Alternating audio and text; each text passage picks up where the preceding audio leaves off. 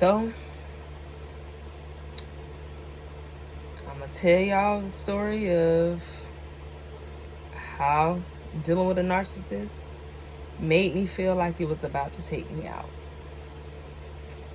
I battled about doing this video today.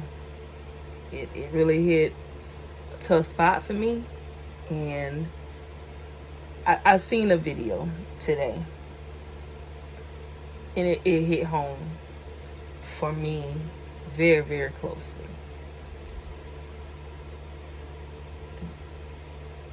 And I was just in shock that the same kind of hurt that I felt inside of me, somebody else felt that same exact pain. And if you ain't never been with a narcissist before or been hurt by one, you don't know what I'm talking about. It's easy to just say, why you just don't walk away? Why you just won't leave him alone, cut him off? When you actually tried to do that, and they keep coming back. Each time it gets a little stronger. They get a little smarter, but still dumb at the same time, because they do the same thing the same way every single time. But they do tend to get a little crafty with the things that they doing and saying. And the first time the narcissist discarded me, it was just off of a conversation that we were having. I remember one day we were sitting in the car, and something must have happened to the degree where I said to him that, I don't need you. I want you. You know what I'm saying? And so, because he was talking kind of cocky about whatever he loved to say, I'll leave. And so he used to trigger me with that. Well, not trigger me. He used to get me with that. You know what I'm saying? When he would say, I'll leave. And I asked him 21 questions of why you want to leave. And he's just like, I will leave. And so one day I got tired of him saying that to me. And I'm like, okay, you saying that because you think it's doing something to me, and it really ain't. I said, if you want to go, you can go. I want you. I don't need you. I was speaking the truth. I didn't need him. I wanted him. But you're not going to continue talking to me or doing whatever it is you're doing, and just because you say you'll leave, I'm supposed to bow down and accept that. No, I'm not going to do that. I'm not. So if you want to leave, you go ahead, because I want you. I don't need you. And so the way narcissists are set up, they'll make you eat your words, or they gonna try and make you eat your words. I'm talking about out of the blue, nothing gotta be happening. But when a narcissist decide that they want to just up and leave, they gonna up and leave. So this is how this morning played out. This day, it started that morning, but this is how the day played out when the narcissist discarded me the first time. So I wake up that morning, and he tells me I'm gonna be going back out of town. I got some work I need to do. And I'm like, okay. I'm like, when we leaving? He said, no, we're not going. I gotta go down there and do some work or whatever. And I'm like, okay, well, I normally take you out of town to go handle your business, so why ain't I going? You know what I'm saying? So I left it alone or whatever. And then he left out the room. He came back in, and he was like, go put some money on the light bill. I'm like, okay. He hands me some money and tells me to go put it on the light bill. So I do so. And then I don't know how, some kind of way, I ended up in the living room talking to him. And at this time, I'm talking to him, and I start getting emotional because the facial expression that he's giving me while I'm talking to him about something, okay, that's what it was. He was still heated off of me saying, I don't need him. I want him. He had a little attitude that he carried on with him, and he just decided to act on it all of a sudden. And so he said to me, he was like, I don't need you questioning me about nothing. Long as I pay the bills and I'm home with you, it shouldn't matter about what I'm out here doing or who I'm looking at or whatever, because that's what the conversation was about that got us to the point of me saying, I don't need you, I want you. He was looking at a woman. We were driving in the car. He turned around in the seat, literally put his knees in the seat, and I popped him in the back of his head. Because while we sit here turned around in the seat, staring at this woman who's walking down the road, and your old lady is sitting here in the driver's seat looking at you, looking at that lady. So when I pop him upside his head, he turns around all mad and stuff. Don't put your hands on me. These are my eyes. I look at what I want to look at. I'm sick of you telling me stuff out my phone. I'm sick of you telling me about what I can look at and what I can't look at. I said, you're just disrespectful. Like, I'm sitting in the car with you. I'm watching you turn around, put your knees in the seat to turn around and watch this woman who's walking down the road with some big hips. You turned around. That's mad disrespectful. If you gonna look, glance, and turn your eyes back forward. It's a certain way you do things when you're in a relationship with somebody. I mean, I'm sitting in the car with you, bruh. For real. You're just gonna be that disrespectful. So we were having a discussion about that situation, and he brought it up as a joke, but it wasn't a joke to me because that made me feel some type of way. I didn't like that. That was just totally disrespectful. We are human.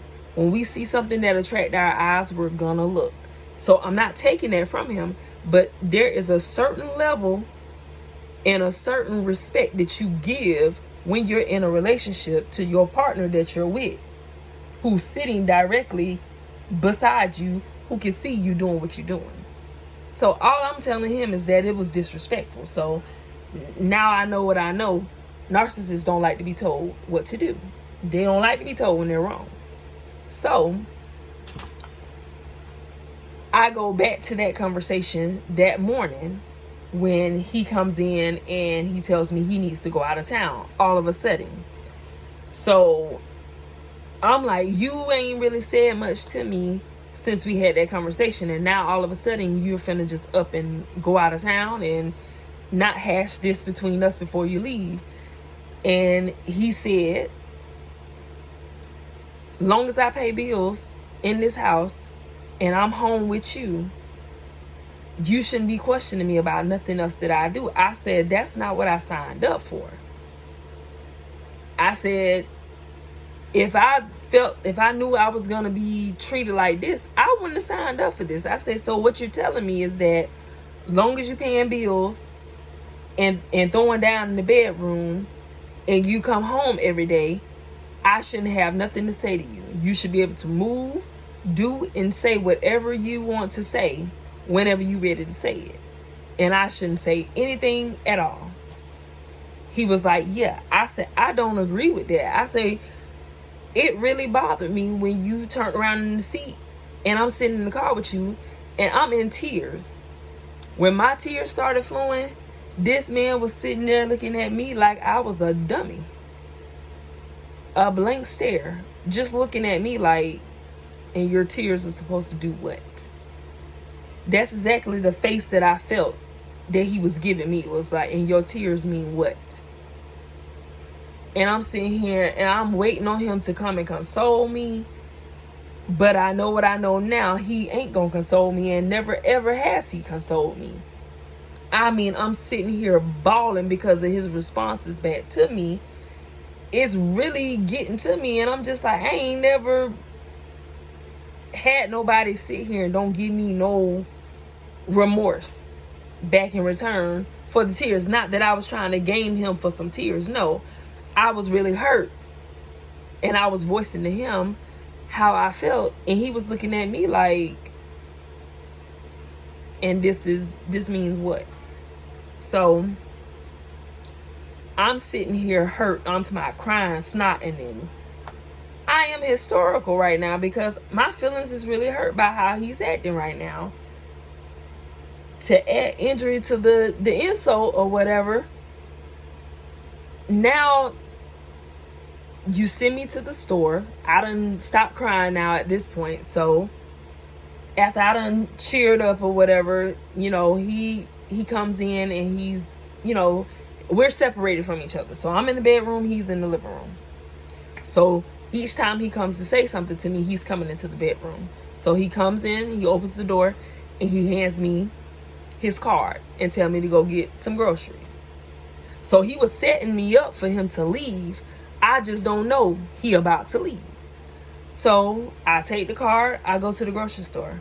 When I come back, this man done packed up all his stuff, got it lined up against the wall.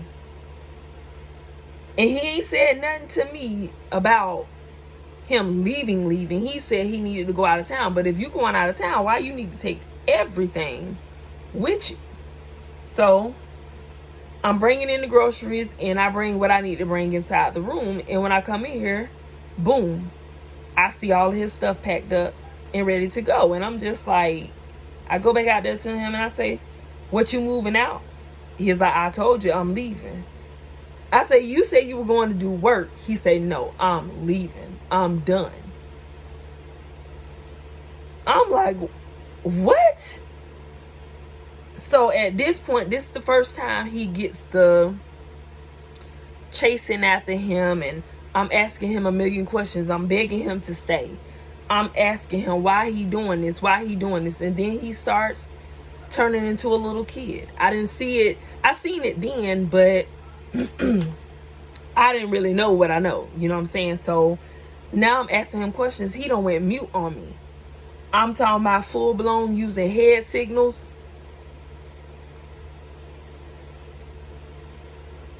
Rolling eyes. I mean, he went quiet on me. Wouldn't say not another word to me. I asked him, do you love me? He said,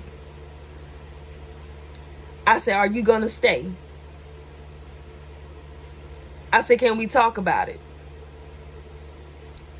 I'm like, can you use your words? I'm like, this is crazy. So he left, and his sister came and got him. The same sister that hit me up when he was love bombing me to ask me to do his hair. That same sister came and got him. So I'm going to stop right there because I feel it rising up again. I'm going to stop right there, and I'm going to do a part 2 to this because the next part is a bit hard for me right now to relive that situation all over again, but I'm going to give it to y'all. I just got to get my emotions and stuff intact for that part. But he left, and after he left, it got worse for me. So to be continued.